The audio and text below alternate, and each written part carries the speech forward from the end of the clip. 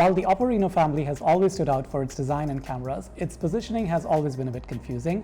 The very first OPPO Reno was available in a mid-range phone as well as a high-end 10X model. Now with the Find X series back for this year, the Reno 3 Pro is positioned purely on the highly competitive mid-range segment, which tends to be very specification-oriented. Now, the OPPO Reno 3 Pro shares a lot of features with current flagships, such as multiple high-megapixel cameras, a punch-hole display, and fast charging. However, some of these features are trickling down to the budget segment. In simple words, the OPPO Reno 3 Pro faces competition from both ends. One of the features that we loved about the Reno and the Reno 2 was the shark fin design on the selfie camera, and unfortunately, that is lost with the Reno 3 Pro.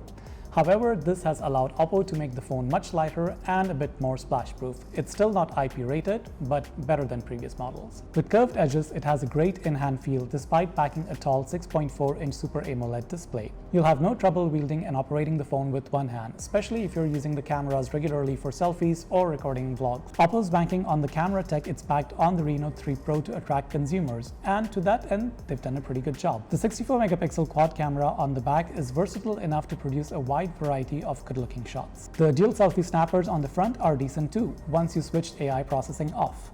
And video recording is better than what you would find on most phones in this price bracket.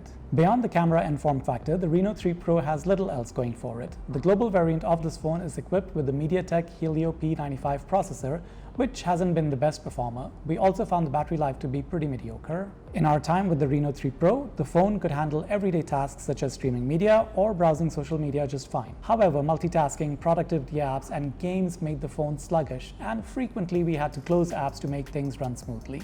The new and improved Color OS 7 addresses several gripes we've had with previous versions. We like the changes in direction OPPO is moving, with cleaner layouts and wider spaces. But Android skins are very personal, and while I thought it was nice, you might not necessarily like it. Priced at a little over $500, you're not really expecting a flagship phone with the Reno 3 Pro. However, there are other phones at this price level that offer better value. Maybe not with the camera, but with performance and battery life.